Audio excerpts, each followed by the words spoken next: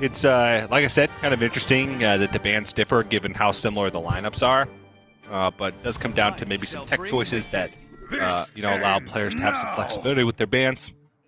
But as we kind of talked about earlier, Viper currently winless in Division A in Europe Grandmasters, which means this match doesn't mean too much to him.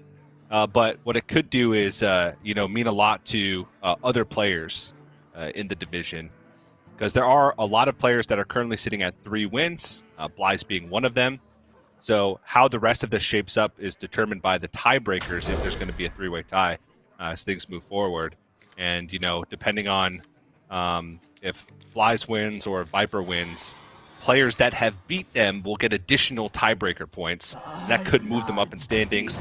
That could move them out of range of possible relegation. So there are some things on the line, but maybe not for Viper directly.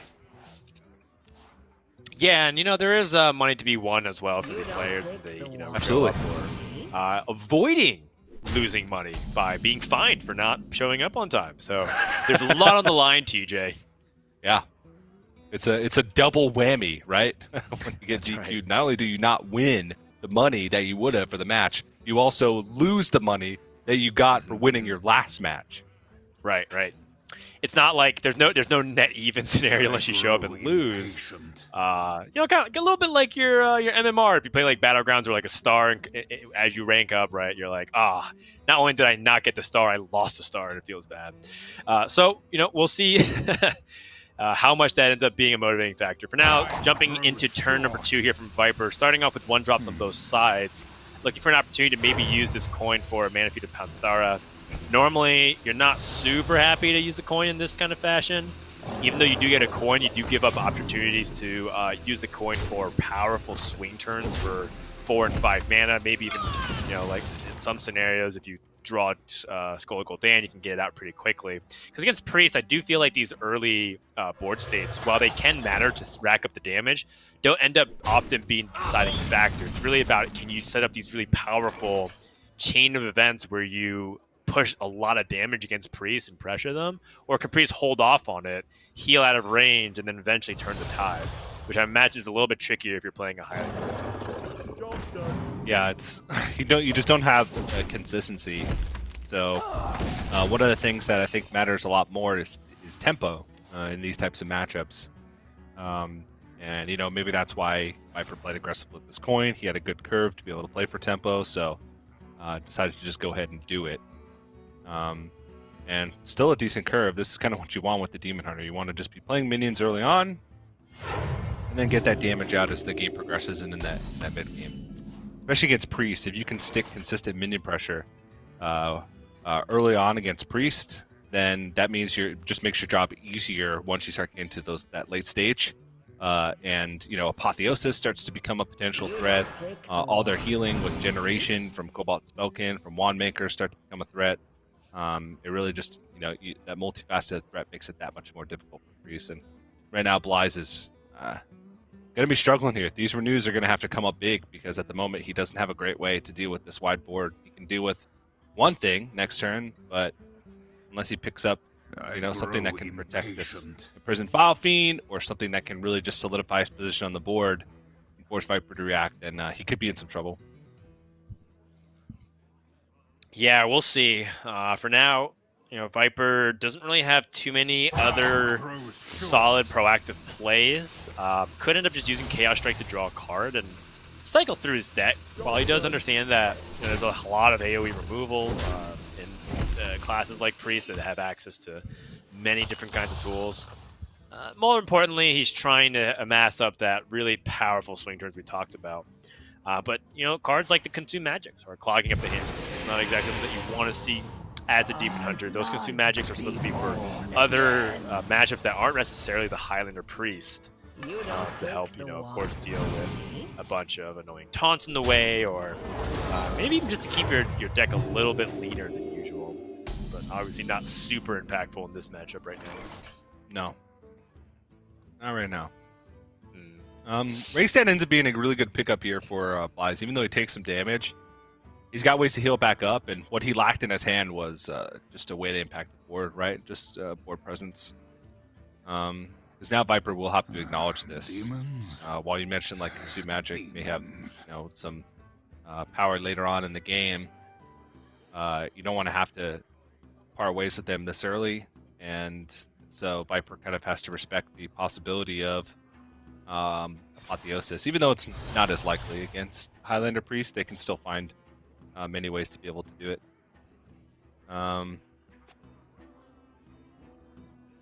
Okay, so it's double Aldraki Warblade, so I kind of want to start swinging here, just because the heal doesn't necessarily mean as much.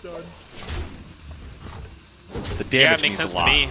And he also has 8 damage in hand with the twin slices. Maybe even picks up a little bit more. Perhaps Viper has just a way to kill the priest, because they don't really have too much healing compared to some of the other priests that have 2 copies of a bunch of cards.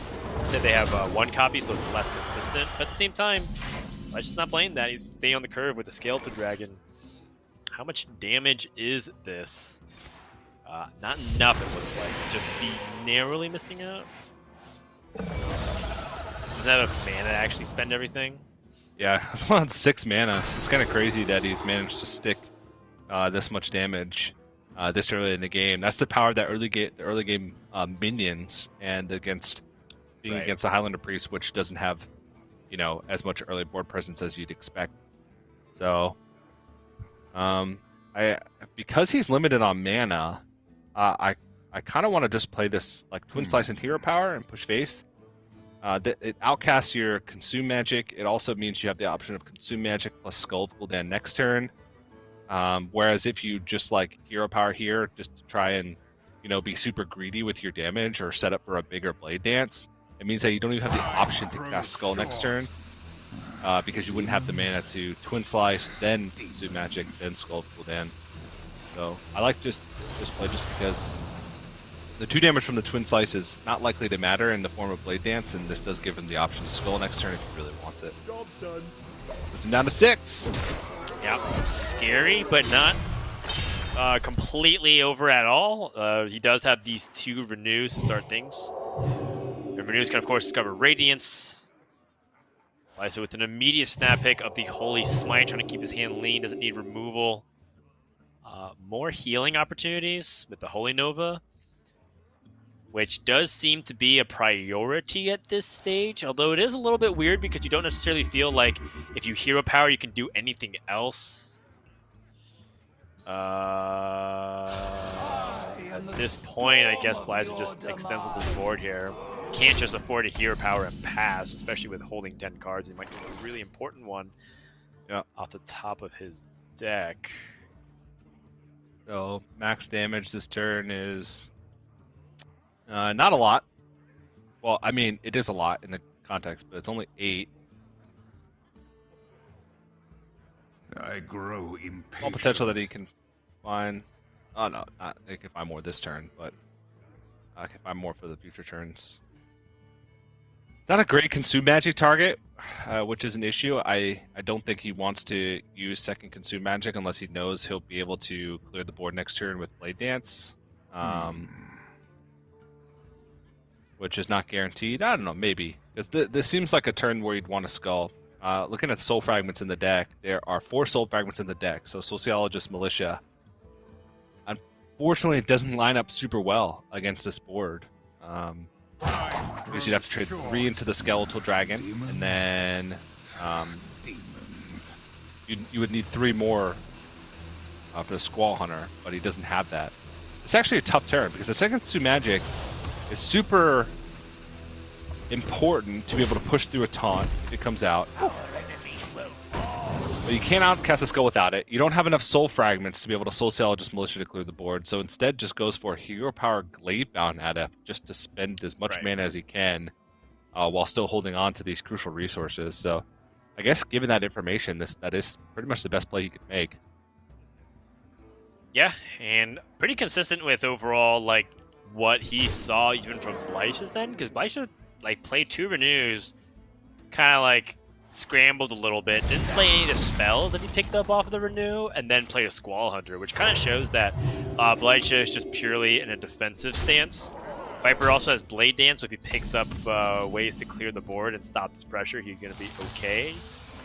And if there's even fewer reasons to play the Sociologist Militia, he just found it, as he did end up collecting a Soul Fragment. The Wand Maker here could give a really impactful card with these slices already in hand. Right now, Viper has, I believe, 7 attack available. Yeah. Everything, which is good enough to wipe the Squall Hunter.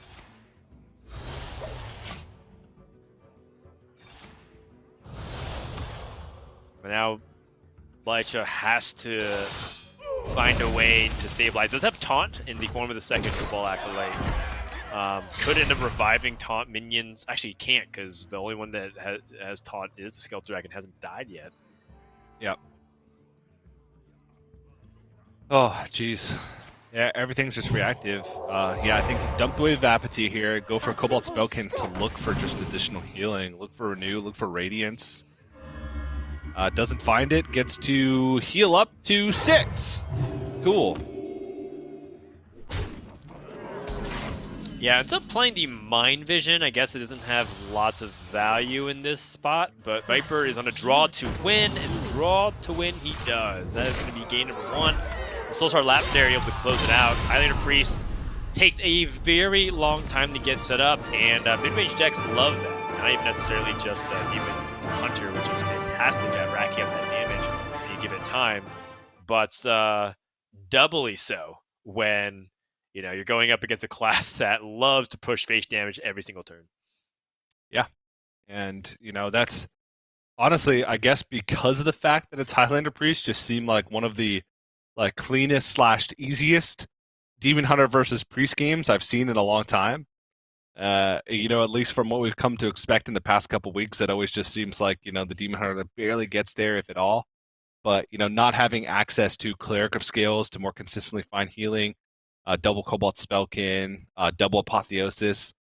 He stuck minions on the board for so long, but could never capitalize on them. And Viper, I was like, okay, he's probably going to need both these Consume Magics in order to win the game. He didn't, at least not really. So kind of a smooth victory in game number 1 for him. Yep, so that brings us to game number 2. Blycha queuing up the Highlander Priest again.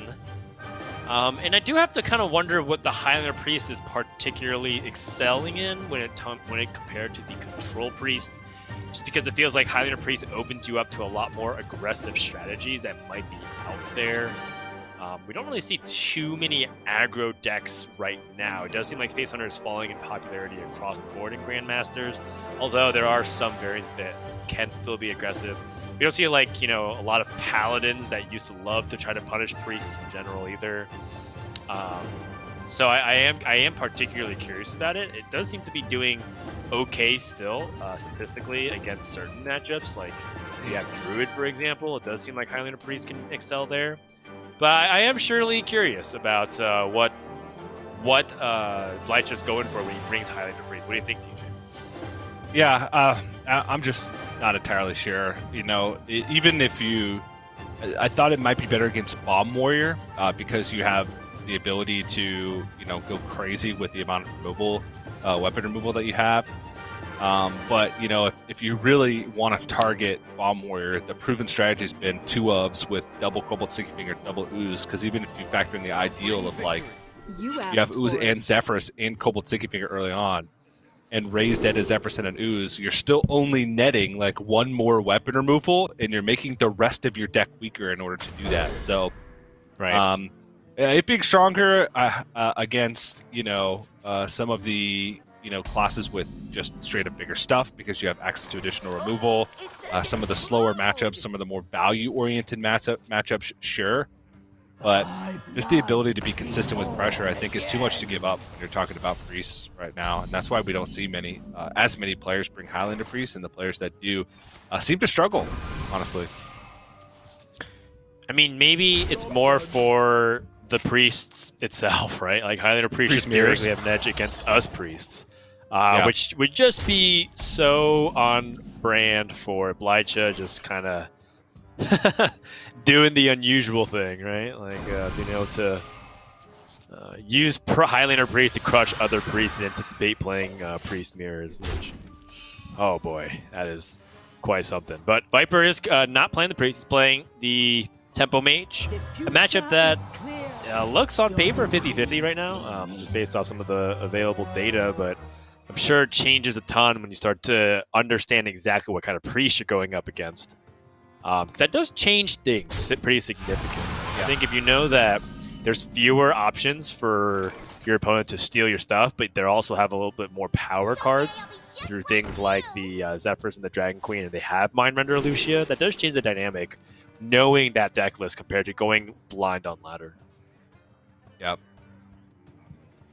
It's interesting. I'm looking at the overall win rates right now, and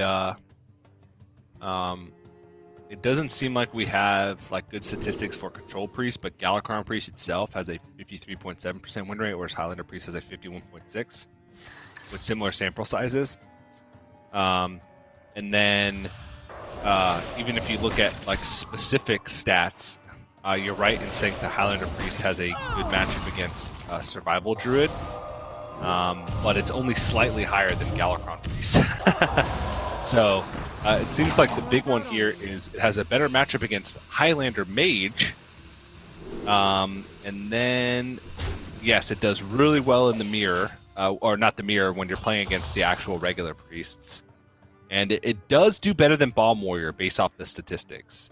So if you are expecting a metagame with Control Priests, Druids, and Bomb Warriors, which is largely the metagame, plus Demon Hunter / Tempo Mage in Europe, then sure, Highlander Priest makes sense. So I guess on paper, looking at past win rates, it does make sense, but maybe not in practice and only in theory. We'll have to see how this matchup shakes out to really fully determine it. But right now, Viper, even though Blaze has tempo, Viper's amassing a ton of resources, and oftentimes that's how you can beat Priest with Mage, is just get to a point where you're presenting threats each and every turn, and always have some ability to reload or follow up. So I like the play so far from Viper. You can sometimes be greedy with your resources in this matchup. Yeah, it does make it seem that to be the case here. Viper has a clear with the Astromancer Solarian in a couple of different ways. Combustion was one of them. Looks like he's just going to prioritize playing the Giant this turn, so that way he can squeeze out some more tempo. And put Blyja in a situation where if he does have Wave of Apathy, he does have ways to capitalize onto it. Oh, also, of course, can't forget Elemental Allies, where he dumps his hand so he can draw those cards. Really well done from Viper's end.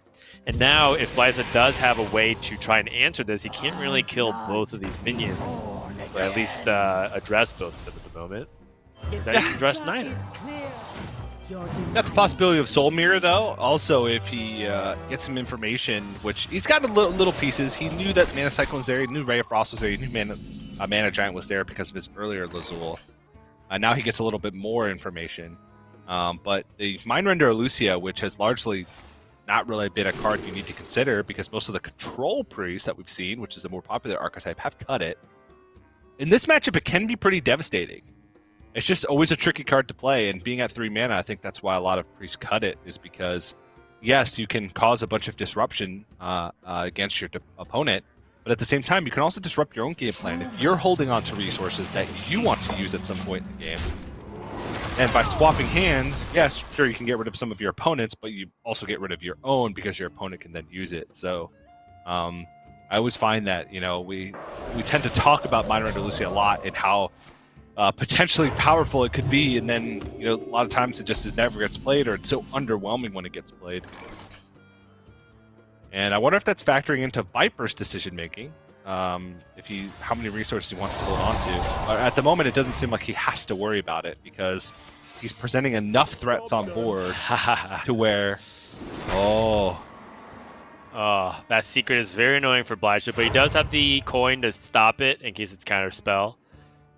He could actually try to be even cheekier and activate the Spellbender before committing to Soul Mirror.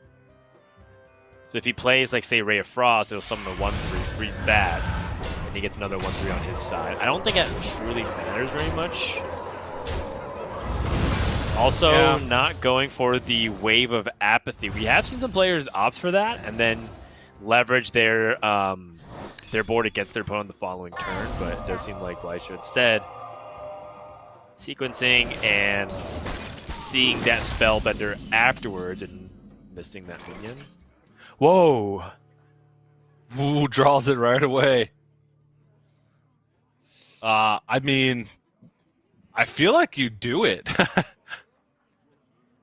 I guess I'm afraid of just drawing too many cards off of it. Like, I feel like we don't need to. Because also, your opponent's board is so weak that if it does anything to it, like, let's say it plays Arcane Explosion, the next damage spell will target your own minions. So you have to keep that in account. That's a lot of times Solarian Prime can choose to damage your own board. And right now, the board state's kind of fragile, right? You don't want to nuke your own board here and then let your opponent get a free development.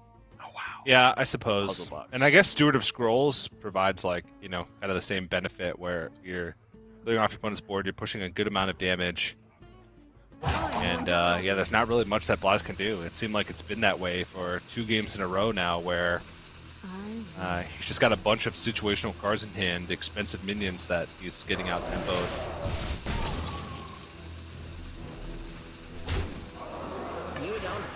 I mean, right now, it's not even a matter of Solarian Prime, like, doing anything to XBlyzes' board. Maybe Solarian Prime just ends the game. Yep.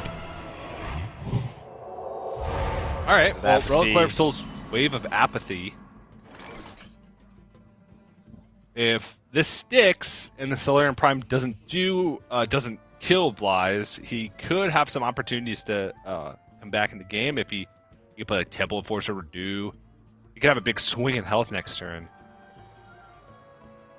And honestly, like, Reliquary of Souls is a downside when you're talking about Solarian Prime because it'll target enemies if it can, and the only enemy right now is the face.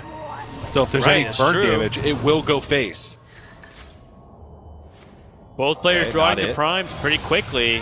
That just like you mentioned, starts targeting itself. There it is. Oh, that's game.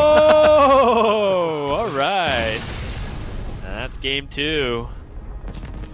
Which brings us to the inevitable Priest Mirror potential for game number 3. XBlyzes still has a Highlander Priest up. That Mage gets that win. And Viper is playing a Control Priest. So we could be in for a long one, but you could also choose to punt this and say, you know, I'm just going to try a different matchup for a little bit and ice the Priest for a little bit of time because it doesn't seem like Highlander Priest is getting there right now. Okay, gonna switch it up to Tempo Mage. I do think this is wise, you know, avoid the Priest Mirror for as long as he can.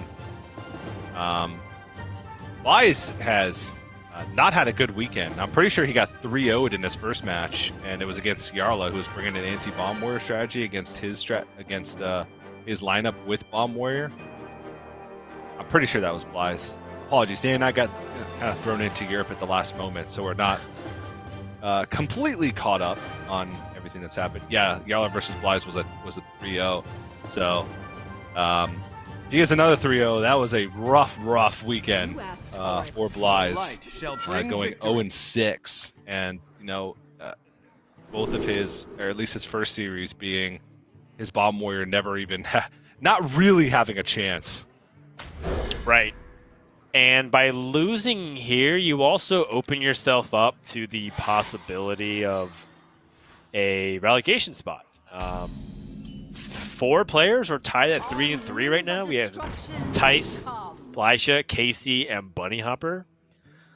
And then the 8th place spot is solely owned by Viper, a very dubious title. And so if you if you go to 3-4, you put yourself in a situation where you will tie for that bottom spot. And all of a sudden, instead of going to playoffs, you're fighting for your chance to stay in Grandmasters. Yep. Big deal. So we're going to game number 3 here. Viper starting things off. What spell does he want right now? I could see a justification for the Apotheosis or the Renew. I guess he goes to Shadow or Death. Oh, wow. Yeah. Okay. I suppose that with this type of hand, you're not so much worried about early tempo because you have a lot of minions just to be able to play on the board. But you would be worried about a mana giant if it were to come down relatively early on in the game. So Shadow or Death is kind of that the emergency spell pickup to say, all right, I don't know what I want, so I'm going to pick the thing that saves me from the worst possible scenario. And that's the Shadow or Death for, I guess, an early mana giant. So I don't hate it. Don't hate it. Yeah, I could buy it. I guess I guess you expect your Cleric of Scales to maybe not survive, so Apotheosis is like optimistic, but yeah, I think that works for me. Viper has the opportunity to coin out a 3-drop or save that coin for any of his other dragons. This is actually quite interesting, the amount of deviation that Viper can go off his normal curve here. He can also just pass if he doesn't want to play the Synthetic Veilweaver onto this board and leave it vulnerable to a bunch of removal from Blightshow. You don't pick the one, see?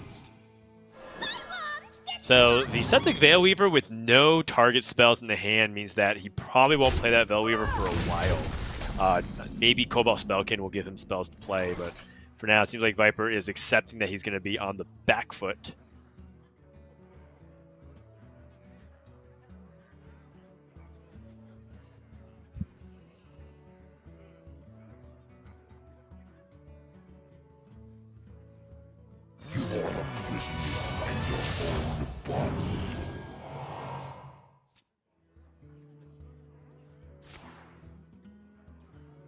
Oh, it says explode!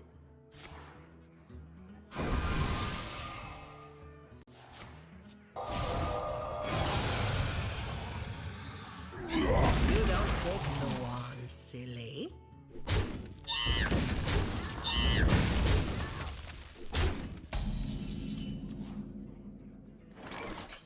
So Viper does end up taking a little bit of damage here, and the the idea that Blythe was just going for a bunch of card draw and just ramping up his power does make a little bit more sense of the payoff, since he does have the Sorcerer's Apprentice in hand. And Viper instead going to go for some utility cards and then the Twilight Drake, pumping it up just a little bit more. Does Blythe have any way to deal with it? No Devolving Missiles. Could totally find it, though, off of a Magic Trick if he desires. And for right now, Blythe has the ability to pop off. The Raz Frost Whisper is a little bit too contentious. If you end up playing it, you don't clear off the dragon, and if Viper has any buff, discard an AoE, you're in for a bad time. So I like the Sorcerer's Apprentice a lot. Devolving Missiles, oh my goodness. Nasty. Oh. And Viper, of course, disappointed to say the least. Oh my goodness, and it was a 1-drop that had 1 health, meaning that Viper takes almost full damage. Evocation cracks open, and now we're starting to see the real punishment that Mage can do against Priest here. Potion! Just Braid Freeze and then Potion back the minions that he wants! You just Braid Freeze to make a hand space! Oh my gosh, that is brutal. You can feel comfortable Brain Freezing the lap partner because you're just going to get a 1-mana 1/1 back. And now he also gets Sorcerer Apprentice Wand Maker, so he still has, possibility of Mana Cycle in plays because of that. And they're even cheaper now because Sorcerer Apprentice usually dies after a turn. You just want to play it for the effect. So that's a pretty big turn. And I mean, Viper's got a lot of high-value cards. It's just, will he have time to play any of them? That's the question. Right. Will you die before you get an opportunity to employ some of these really powerful epics and legendaries in your hand? Viper has the ability to try and win back tempo immediately through the Cabal Shadow Priest, but he needs to find a way to shut down that Sorcerer's Apprentice. He knows that a second Sorcerer's Apprentice is in the hand, and I think he just doesn't want to give Blythe the opportunity to get 2-mana discounts on all of his spells. Yeah. Renew is interesting. What spell would you even be looking for in this instance, to be honest? Breath of the Infinite. I think that's the only one that comes to mind here. Instead of playing Mind Flayer, I think this is a nod to the amount of time that he has left. and how he might not actually have the seconds to make a choice and play them live. Because sometimes you see players choosing to prioritize certain things like that. Elisha has the board clear. And that Raz Frost Whisper is looking mighty fine in this spot. Blyzes finds another ability to put spell damage onto the board. So that's 3 damage AoE. And Viper's on what looks like to be his last life here. Finds another Wand Maker. And now, because of that, like Soul Mirror actually ends up becoming a clear. Yeah, because the Raz will stay alive, and so will the lab partner. So that's going to be an additional 3 damage AoE. That might be exactly what Viper needed there, and yeah, I don't think Blyzes expects that too not... much because he would need Soul Mirror exactly, but that was like one of the worst setups against Soul Mirror because not only is your opponent clearing the board, they're also pulling head off board, and you know, he's just whipping out cards. I think that Blyzes like maybe should have stopped to think about it for just a little bit longer, because had he not done that, I think he might have been able to win this turn. But it's still a pretty good spot for the priest, regardless of that. And Viper has... I must consider... He has tools, nothing too solid though, right? Like Cobalt Spelkin doesn't guarantee that he finds a way to clear things off. Cabal Shadow Priest only steals a 1/1 in this spot, not super impressive. So what do you do here? Do you go digging for cards first? That's tough. Consider. The future is clear. Looks like he will. That's not the digging that I thought was going to happen. Arcade Breath. He does have a dragon in hand. Yeah, and it's 4 and he can also play damage. Sethic Veil Weaver too with this. I suppose. I kind of want like the possibility of Apotheosis. I don't know if you like discovered that. For new. Holy Ripple is actually some healing as well. Renew finds. Doesn't have much time. Penance. Nice. Wow. Oh, that worked out very well. This might be a pretty significant reversal in punish, because Viper needed spell damage to help stabilize a little bit more. Those 1/2s because the Soul Mirror ended up help being really clutch. And all these different ripple effects starting to shape the mid-game here, where Viper looked like he might have been out-muscled, and instead, it might look like Viper is in control here. He can even steal some of the resources from Blyzes here. Yeah, I mean, this kind of all goes back to the Raz Frost Whisper turn. Like, you know, you have to think, okay, I'm so far ahead. What's the only way my opponent can come back? They have to use a lot of resources to try and muscle their way back.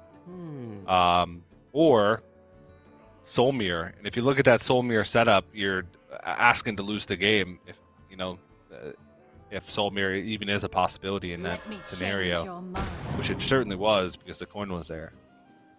Now Viper just gets to keep picking apart this board and start healing back up to some good life totals. And honestly, we might Solarium Prime might have to start being like the conversation here.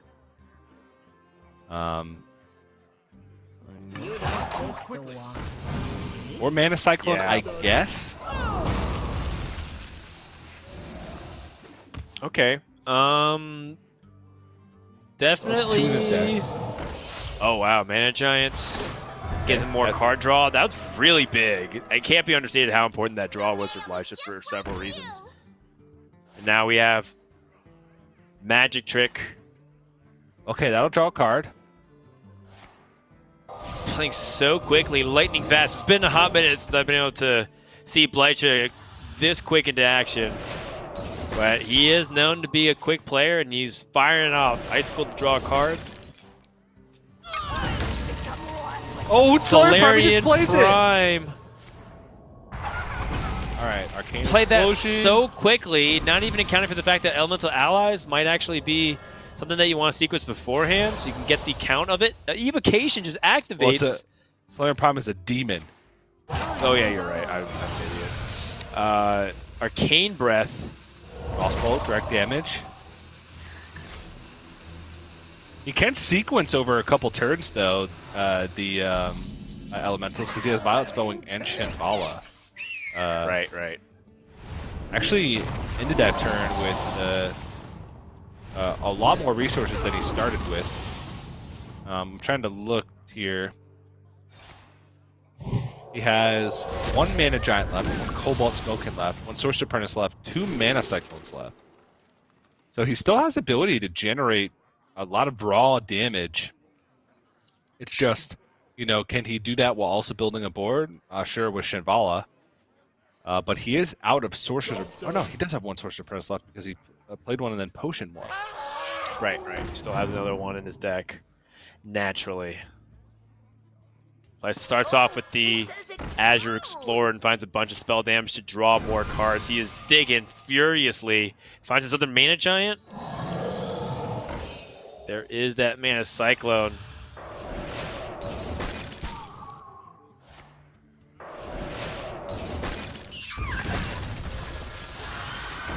And now Blyzes kind of stuck in a situation where Viper would be more than happy to clear off the entire board. He does have the Wild Pyromancer and the Holy Ripple with Holy Smite. Deals 5 damage, and then the Breath of the Infinite can help clean up almost everything else here. I think it is a full clear. I think you play Pyromancer and Breath of the Infinite, does 3 damage to everything. Then Holy Ripple and Holy Smite deal an extra 5. You do lose your Pyromancer, though. Is there a more efficient way to do this? Maybe you just play Breath of the Infinite and then play like Evasive Worm instead? I think that makes sense. So you can play Pyromancer, Breath of the Infinite, then Evasive Word Trade. That's just very clean. Perfect mana expenditure, too. Yeah. You could also go like Breath of the Infinite, Evasive Worm, Holy Ripple. Oh, okay. Holy Ripple could be used here as well. I honestly don't know which one's better. Like, Pyromancer could be worth more if you consider Apotheosis, which there are still 2 in the deck.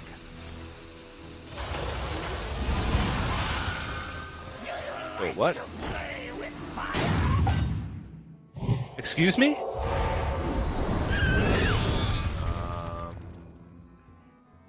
Why didn't we kill the giant here? And Viper looks really upset with himself. What? And he should be. I mean, I don't understand why we didn't kill the giant this turn. That's like the only way for Mage to win from this spot, it feels like. Oh, I mean, I guess there's a lot of ways you can generate spells still. You know, there's a lot of like 1 mana spells that get Invocation that can give Blitz a little bit more permanence to it, but you can see the frustration. And this is still a lot of damage. Blyzes getting even more resources. Puzzle box comes into the hand. You know what, TJ? It didn't matter because Blyzes still found the puzzle box. Like losing the Pyromancer here. here. Vapidity there. Why would you even Wild Pyro? Like you're not killing the giant, so don't Wild Pyro. All right, well, Wild Pyromancer, Holy Smite, Holy Ripple. That kills the giant, but it still leaves the 2 5/5s up. And the Shambhala, so and the need a little bit more.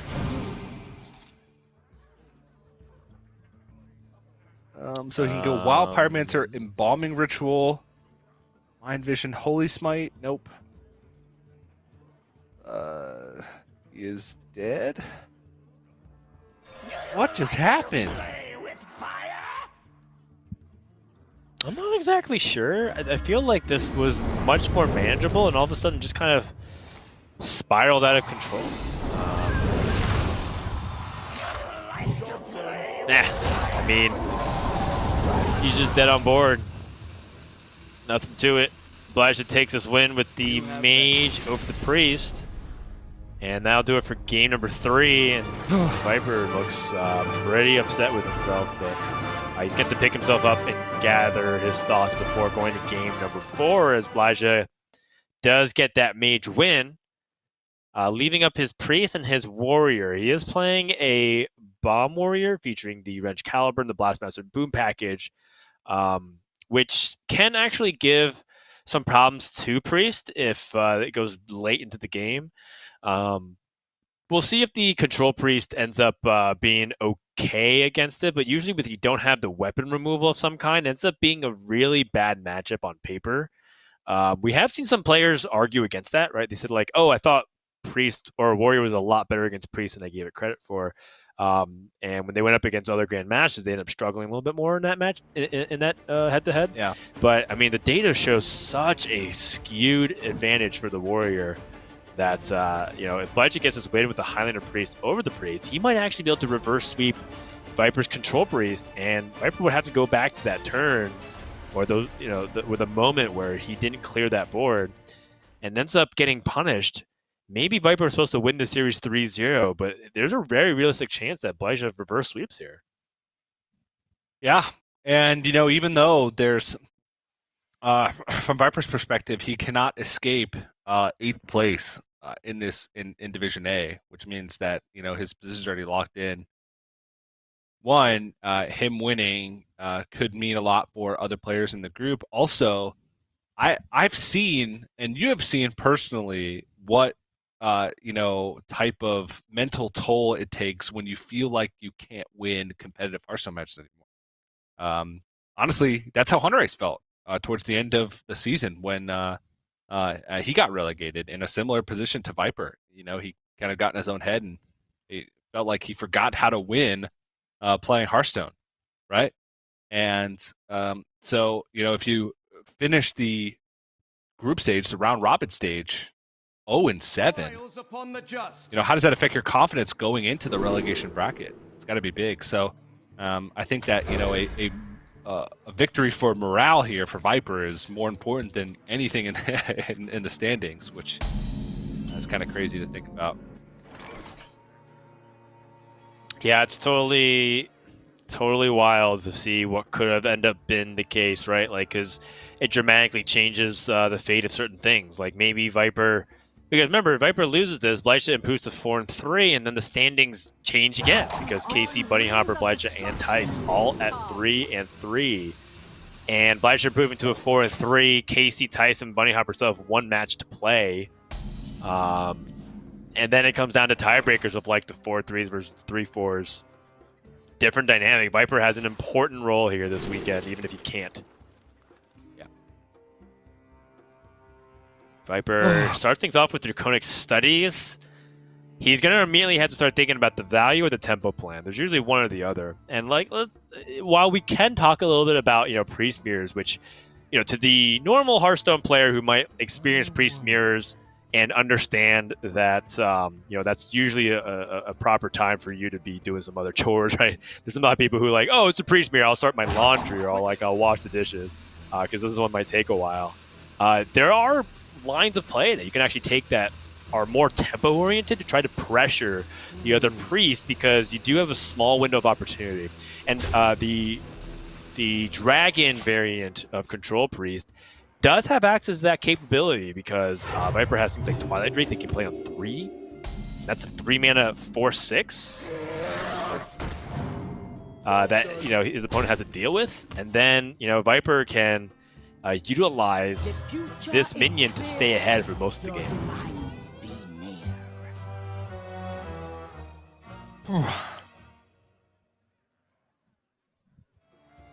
I'm looking at the decks, and there's just so many weird things that could happen here with Highlander Priest versus Control Priest. Line Render Lucia is one of the biggest. Access to Galakron versus no access to Galakron naturally in the deck could be pretty big. Viper is incentivized to play a lot for tempo because he knows that he has more consistent tempo gain, but against Highlander Priest it's just so difficult to win a tempo game. That's why the Highlander Priest has such a high win rate in the match against regular control minion Priest. Yeah, it does make sense. Viper does have access to some nice tools for round 5, though. Blyzes immediately responds with his own Twilight Drake that's way stronger. Starting to remind me of the Warlock mirrors of the past, where both players would life tap a ton, play Twilight Drake as a very well-statted turn 4 minion, and usually follow up with Mountain Giants or find a way to leverage that really powerful minion while they drew a bunch of cards from their deck. Viper still has that option right now to follow along that curve. He could find the Cobalt Spellkin and get 1-mana spell. And also don't forget that he has access to Raised Dead. So the moment he loses his board, he could end up just replenishing it immediately with the same minion that he trades into. And I guess if we were to look at that, you know, what brings the highest amount of value here? It does think that Cobalt Spellkin looks like the play right now. But the Dragon Ball is more stats on the board, and I guess he ends up going for the Sky Stalker here. Yeah. Maximum tempo. Okay, that makes sense. Yeah, you can get in your own head and try and think about all the ways you could be punished for going with a certain line of play, but honestly, from my experience, and granted it's somewhat limited, you know, my Priest mirrors and Highlander Priest versus Minion Priest are probably below 15 games total. But I just feel like kind of playing for tempo the best way I can, and not kind of worrying about all the different ways my opponent can punish me has always been like the right choice. Like, just play your biggest thing. Right. And I mean, Viper's got a lot of them. He's got a 4 dragon hand right now, which is not something that you traditionally see too often. Or rather, you do see it, but it's more like something that you don't think about too much. You're thinking about all the spells that Priest can play, or some of the ways they can steal your board. You're not thinking about just like the raw dragon tempo that they can really put out. But it is a trend that we start to see and become important. This Madame Lazul has some really nice pickups across the board. Raised Dead's more value. Wave of Apathy combos extremely well with Cabal Shadow Priest. Soul Mirror is always a great pickup in this matchup. And Shadow Madness, with the availability of a Mind Flayer Karj, is huge, except the downside is xBlyzes has nothing for that minion to be traded into. Yeah. I wonder. I guess it's like the question of, you know, will he pick something that's reactive or will he pick something that's proactive, what he's offering? All right, well, seize the coin. You knew that was there. Now it's between Raised Dead and Soul Mirror. As much as I want to take Raised Dead and really just go off on value, like, any Soul Mirror that you can get is massive in the mirror. Because it, like, especially in combination with like Wave of Apathy, it's like a build a board in a box, because you can Wave of Apathy and Soul Mirror, then all of a sudden you have a board and your opponent has a board. If you are falling too far behind a tempo and need to present something, it's hard to pass up a Soul Mirror whenever you're offered it. Wow. The X factor of Highlander Priests. Just access to bigger things in their deck. Yeah, and I like this Rush Wind Fury choice from xBlyzes, because he does have the ability to trade in his Mind Flayer and avoid, you know, Shadow Madness from biting him. He knows that Madame Lazul was played, so he's aware that Viper has a possibility of interacting with his board. So collect the value while you can. You're still vulnerable to the same things. Your opponent draws Wave of Apathy and steals your minion. But this is better. So xBlyzes ends up trading, using Siamana as a way to regain some of that tempo. Viper's still slightly ahead, though, right now. Since he can be the one proactively loading the board. But pretty soon, as soon as that Vile Fiend wakes up, xBlyzes is going to be ahead. I wonder.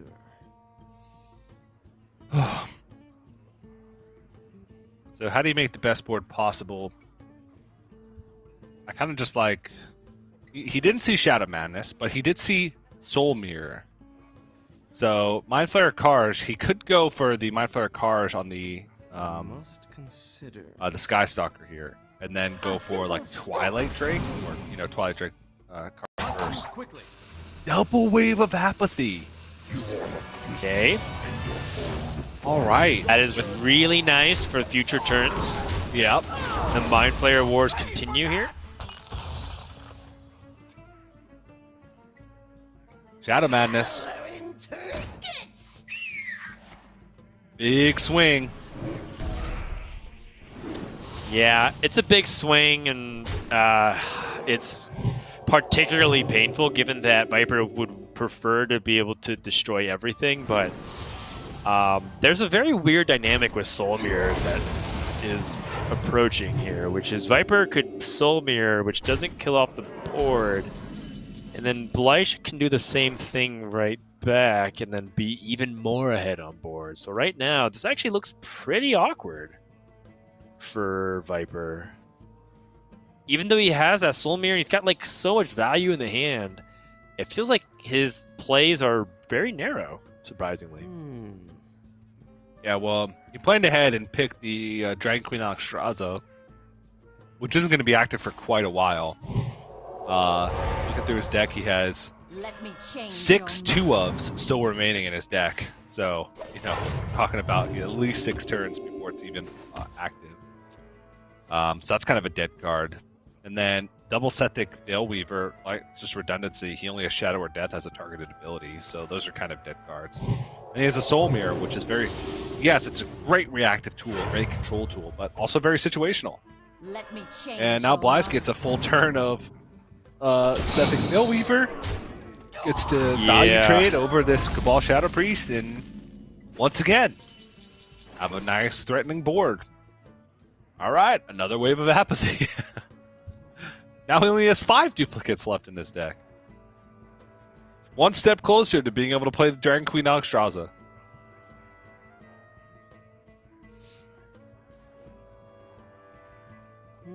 Yeah, the problem is that you can play Dragon Queen Alexstrasza, but you know, what are your follow-up plays afterwards if your opponent deals with it? And you know, immediately from Viper's end, is it a Soul Mirror setup? You can Wave of Apathy, Soul Mirror,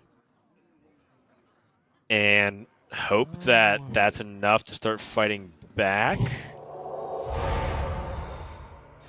And then from xBlyzes' end, what's stopping him from just doing it right back?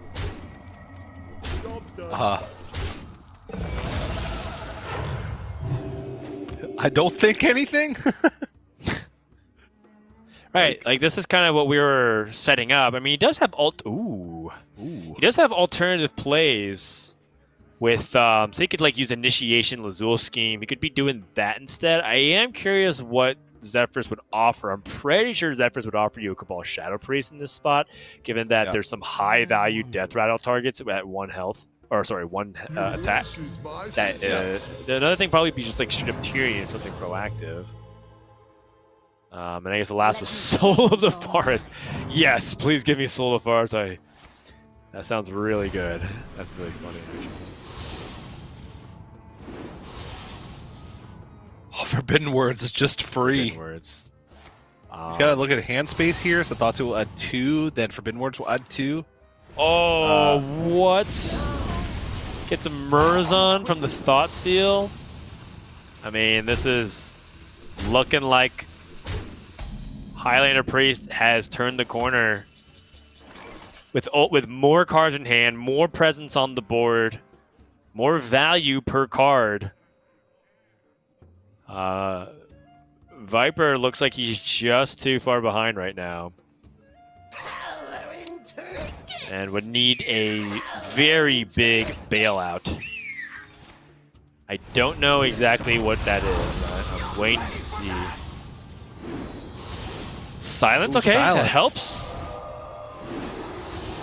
2 more spells. Psyche split. Another silence. Okay. Okay. So even if he doesn't find spells here, you can re-up with Whoa. Wand Maker and try and find like Holy Smite. Yeah, that Circle of Healing is surprisingly clutch because now his Dragon Maw can attack, and then he could heal it back up. And also choose to just play the Twilight Drake right now instead of the Wand Maker. The wands. Well, Bombing Ritual, okay. Bombing Ritual is On the Skystalker. Yeah, actually really nice. And you can use a Circle of Healing at the end. And then Wave of Apathy. Wow, okay. I mean, that's a good Pretty close to turn. ideal. Yeah, it was pretty close He to silenced ideal. both Sethic Veilweavers. Oh. Okay, finds use out of initiation. Can go for an AoE clear with the Breath of the Infinite this turn. And it looks like that's what he's aiming for. Nice and sweet.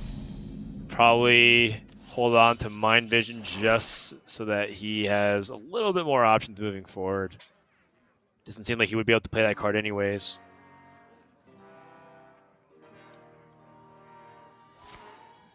Weird game.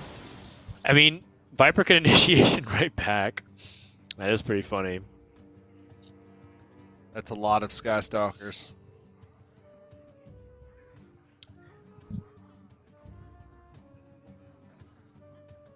Switchy Lackey is interesting to me if Viper wants to use it.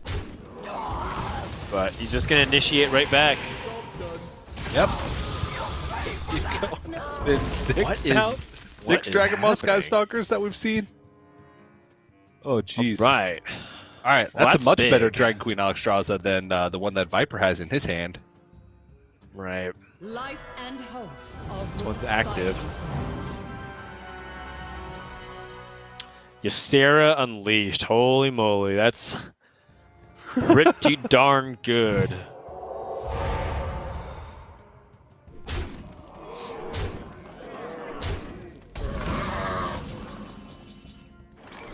Still a natural Soulmare in Viper's deck. I don't think Blaz wants to play too much into it. Probably won't have a choice at some point in this game because of the portals. Mind Vision gets... Oh, Shadow. okay. Oh, imagine though.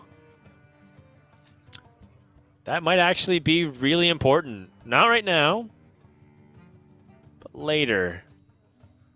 I was kind of thinking about Psyche Split this turn. You can trade. Well, it's a little awkward still. Definitely not Unsleeping Soul. That's Yeah, he was up. It's like, okay. And Wait, that wait, can do you wanna clear Inner Fire off first? with Inner Fire. Do you want to Inner Fire first? Yes, because you get a bigger minion. The Psychic Much Split. bigger video. Wait, no. Inner Fire first doesn't work Why? because it's It's a +1 copy of +2, it, not right? +2 +2. In order for him to clear the, I was thinking clearing the Dragon Queen Alexstrasza.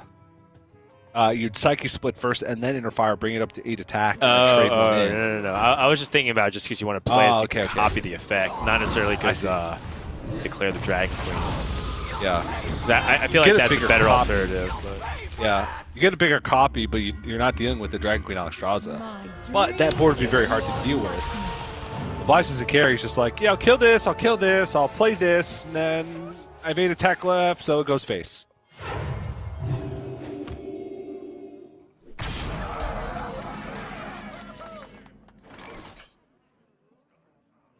Right, I think I was kind of looking at that Ysera Unleashed, and if that was a card that could have been copied from Viper, but he didn't get it. Blyza also has played both of his Highlander cards. He's played Zephyrus and he's played Dragon Queen Alexstrasza, so the multiple Dream Portals in his deck don't have a downside. Yep.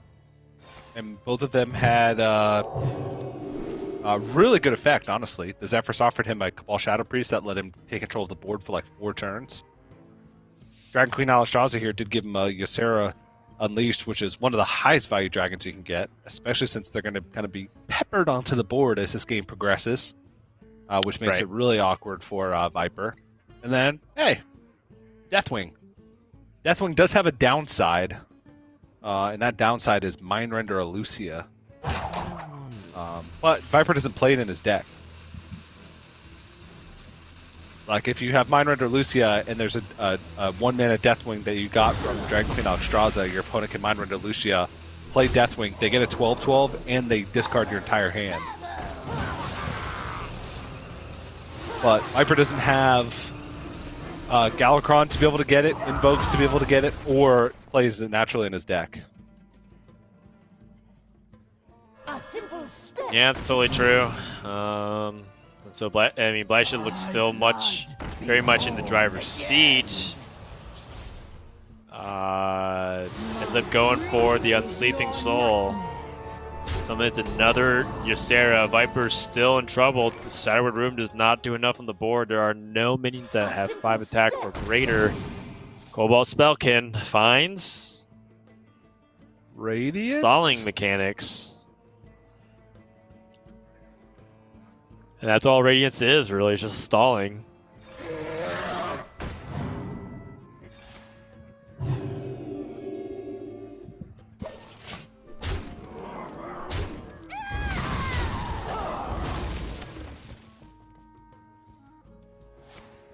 Alright, Inner Fire.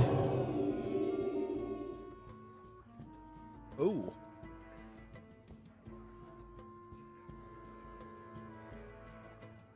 I wonder. Alright, sure, Holy Ripple. Holy Ripple goes face.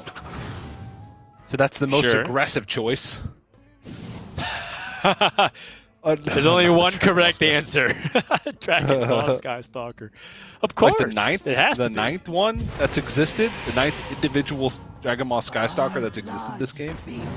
Right.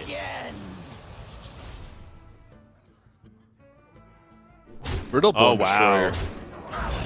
Nice. Destroyer for the tempo as well. This is really hard to come back from. Viper looks completely outmatched, and you can see why this Highlander Priest was brought, right? We thought about like how common Priest might be in this weekend in the Americas. It's one of the most popular deck classes out there. And Blyzes seems to be rewarded for that. And this is looking like Viper is just waiting to see if Blyzes can generate the damage to die or for him to survive. But Blyzes in the zone, he's very much ahead. Even if he doesn't have lethal right now, he's got 14 on the board. Just needs 2 extra to wrap it up. Yeah.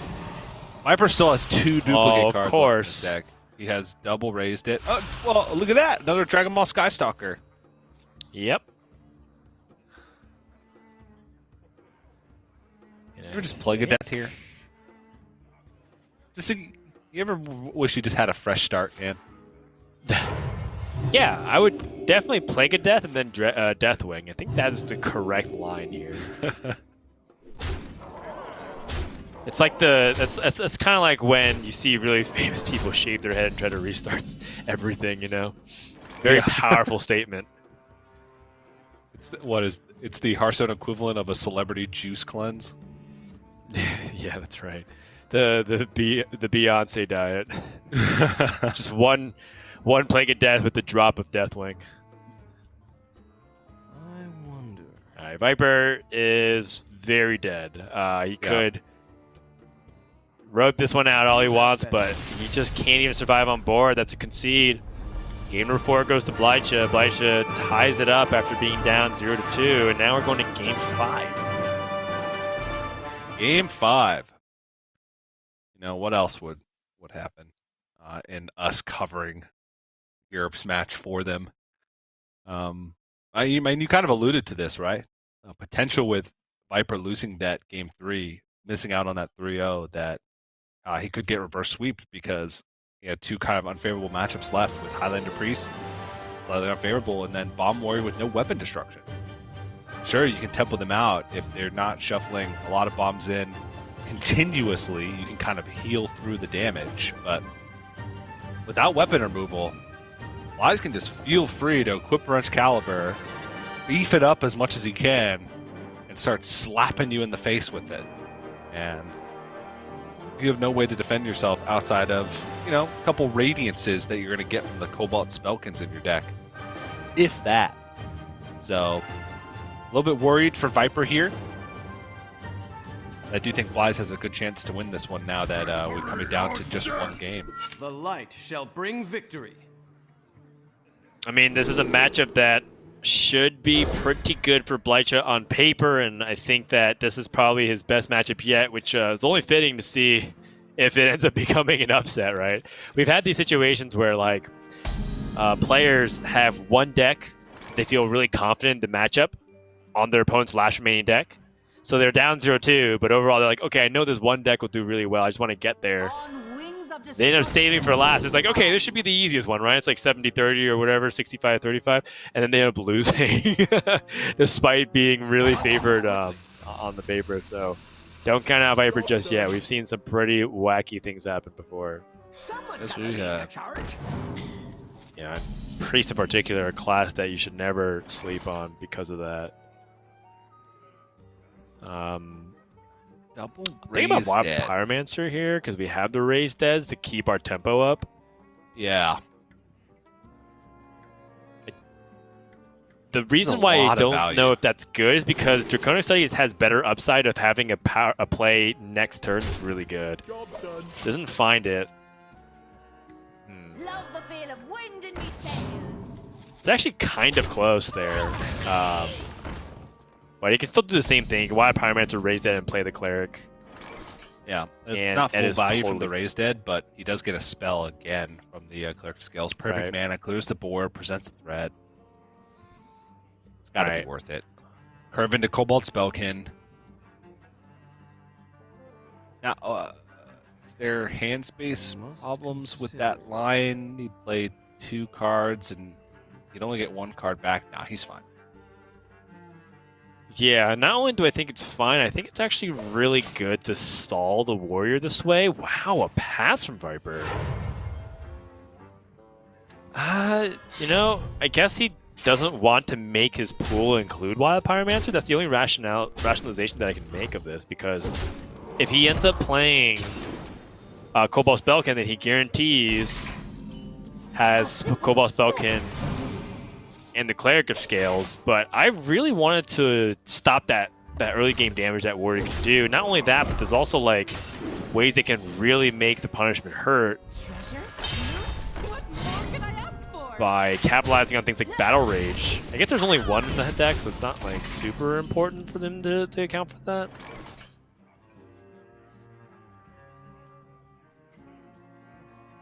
I don't know about this one. I ain't sold. I feel like now he's just going to get out-tempoed. Maybe I'm wrong, but I feel like taking the value on the raised dead while he could was definitely worth it, even though it was only 1 minion.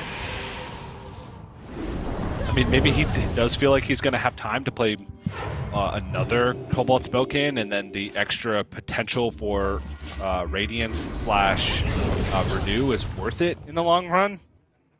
I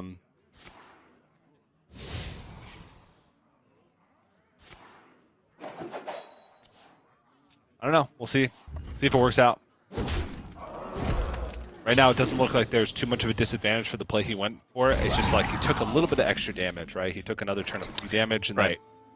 then I guess his Cobalt Spellkin like would have stuck too. It would have forced Blyze to have a play on the following turn. I don't know. I ain't buying it. Yeah, I feel like right now he's giving Blythe time to set up. Like, this is kind of like what Demon Hunter usually does, right? In some situations where, like, okay, I'll get my weapons ready. I'll be able to chain everything. Ooh, that's a huge pickup, potentially, here for Viper. As the Apotheosis does give Viper the ability to gain back a bunch of life. You can also just play Cobalt Spellkin here. He's really searching for an opportunity to get value off of those cards. Finds another Radiance opportunity. Wow. Yes, by all means. Looks good to me. Yeah. I mean, I guess at the end of the day, this line from Viper ended up working out. I was playing the Bladestorm slightly, but not really at the end of the day, because he still gets to stick a 3/4 afterwards. So a lot of bombs have been shuffled. Time to kind of take stock. There are 4 bombs in the deck now. His Blastmaster Boom is fully juiced. There's always the question of how quickly do you want to play Blastmaster Boom? Usually against Priest because of the threat of Soul Mirror, especially since if you've taken some damage. On wings of destruction they come. You want to play your Blastmaster Boom when you can kill off your bombs from the get-go. Just because, Soul Mirror comes out, you could just end up dying right back. Blyze does have Risky Skipper plus Blastmaster Boom, so he's got that covered.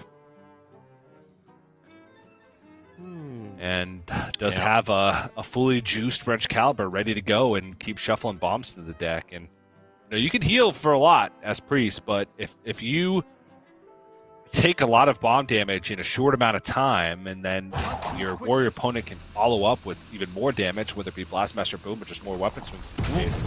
What? He took a bomb. Oh no, this is smart. I wanted to take Soul Mirror because if they play Blastmaster Boom, you Soul Mirror right back.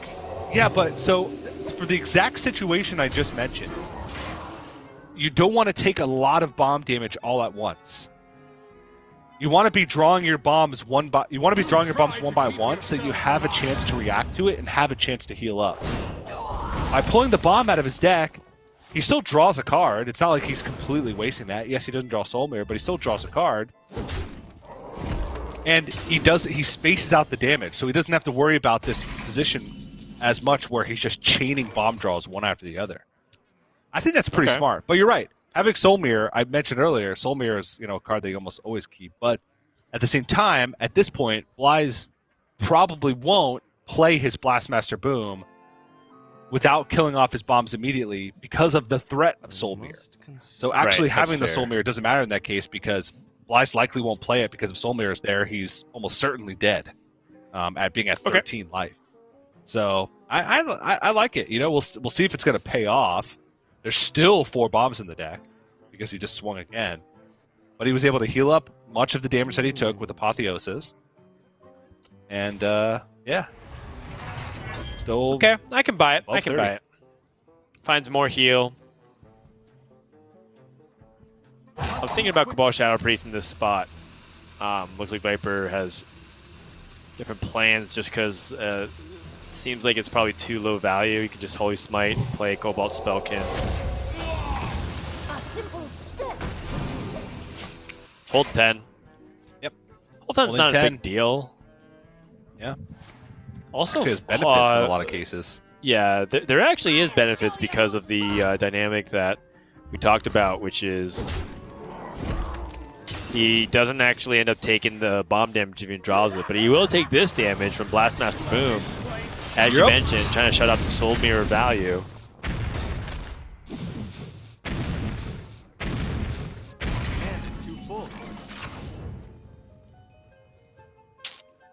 Now Viper can just immediately clear off this board. He can even steal right now with Wave of Apathy, Cabal Shadow Priest, and immediately bounce back with heals here.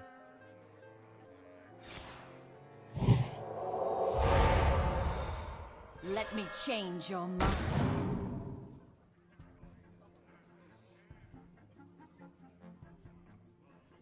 Just Radiance heal. Be mana efficient. Yeah, I like it. Going back up to 24. I think at this point, I'm also okay with Embalming Ritual, just to have stickier board. Try to end the game. Warrior doesn't really deal with Death, Rattle, and Reborn effects really well.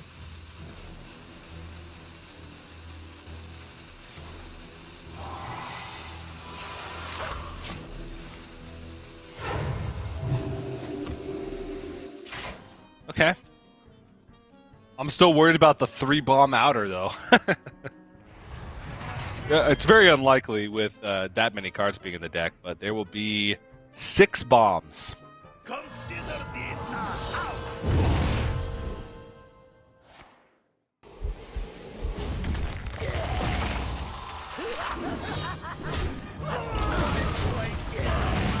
I mean, there's a lot of bombs coming his way, and there's a lot of pressure through the weapons.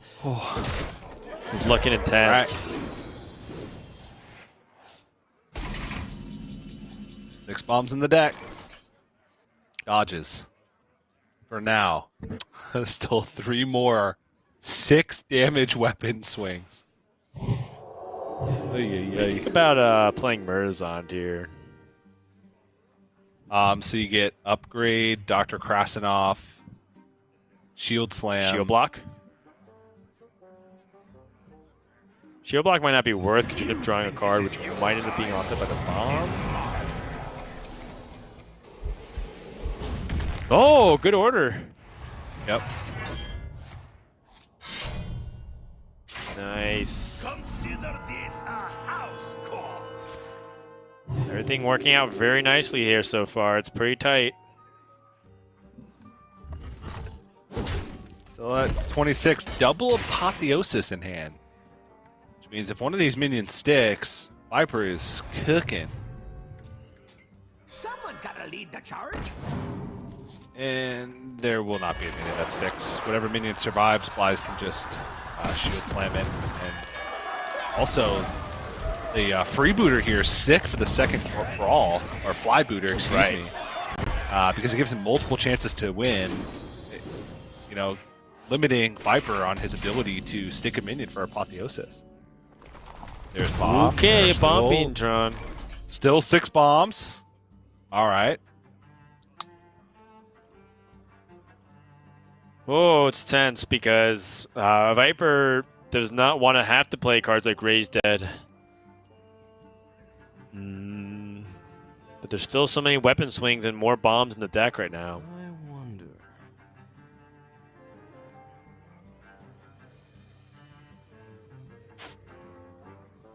I mean, at this point, I kind of just want to play Cabal Shadow Priest, play Mind Flayer, right? I wonder. Not move quickly. Viper probably counting up what's the possible amount of damage that xBlyzes can do and how much he has left in his deck. I guess he wants to weave in a heal, huh? Let me change your mind. Yeah, he's He got does to want weave in a heal.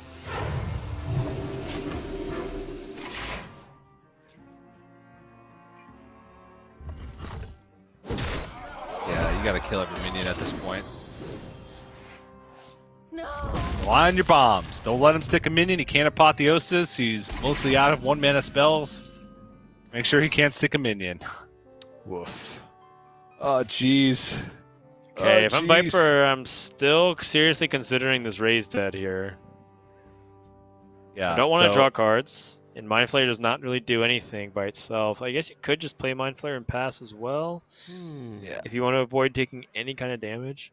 He's had 2 Cleric of Skills, 1 Wild Pyro, Madame Azul, 3 Cobalt Spellkins, Dragon Ball Skystalker, 2 Cabal Shadow Priest, and a Merzon die. So he's actually pretty likely to hit a Cobalt Spellkin because he's had 3 die. He could, if he hits like Renew/Radiance, that could definitely make up the damage that he takes. Not move quickly. And present another threat on the board. Maybe he's going to wait until he absolutely has to. Like, out of minions, need to go for it, but the more random minions he plays... Alright, yeah, put Apotheosis on it because you have to, you're not sticking a minion otherwise. And he's playing around some type of removal. There's Deathwing Mad... he's playing around the possibility of Deathwing Mad Aspect. If xBlyzes were to play Deathwing Mad Aspect as a removal, he'd get the heal immediately. So, xBlyzes going all in with this brawl. He's got a 80% chance to win it. It looked like he lost. He lost it. Oh my! Oh. Has that ever happened to xBlyzes? I mean, that I don't know one if really I've ever hurts. seen him lose a brawl. That might be the first time in history. Granted, there are still 8 bombs in the deck. Another Radiance. He feels confident enough to now actually play Raise Dead. Let me Well, change I your guess mind. Blastmaster Beam is just a 7/7. Yeah. Viper has already played 3 Radiances this game. This will be the 4th Radiance. Alright, Galakron. I mean, that'll draw... Risky Skipper, Deathwing Mad Aspect are the last 2 cards in deck.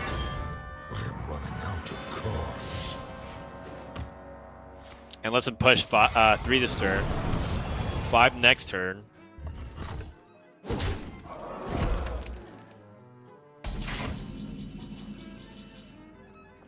Okay, 1 bomb. He could die here. Still 7 bombs left. All right, never mind. Yeah.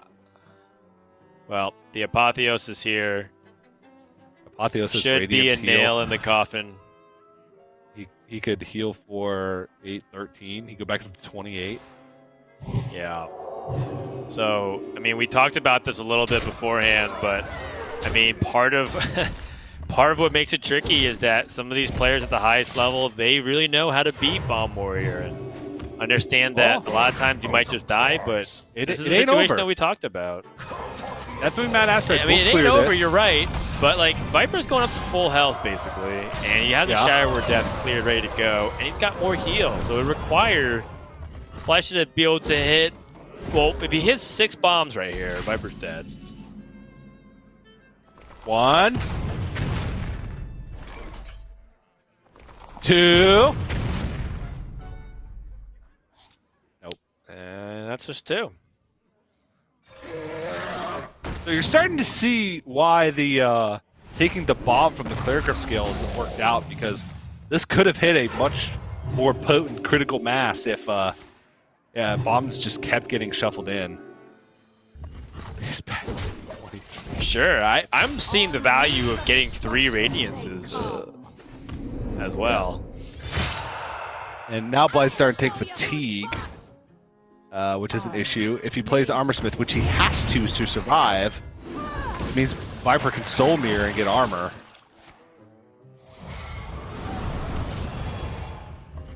Unless Viper 4 draws here and dies. Yep, there are 5 bombs left. There's 1. Oh my gosh. All right, here's 1.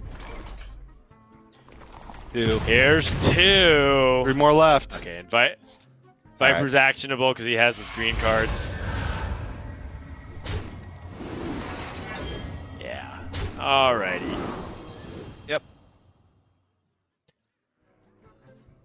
Wait, there's still 2 bombs in the deck though, right?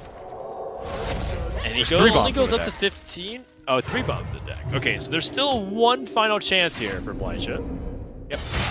And Alright. Alright, he needs 2 bomb outer. There's 3 bombs in the deck. Flash leaning forward, trying to look at the bomb. 1. Sees 1 bomb being drawn. 1. Oh man, the second one is not there. Super close. And Viper's able to win out, and Blythe takes a loss, which is really crucial for the standings, as Blythe was at 3-3, and now is at 3-4, putting him in 7th place right now. Casey, Bunny Hopper, and Tice all at 3-3. And of course, we saw Seiko be safe. We saw RDU be safe. Yarla is safe. At least from that 3-4 record right now. They just obviously they aren't safe 100% and like locked in their spots. Some stuff could still change going into playoffs for the final games here. But yeah, definitely some movement to consider going into the last day of Europe, as I do believe that the relegation spot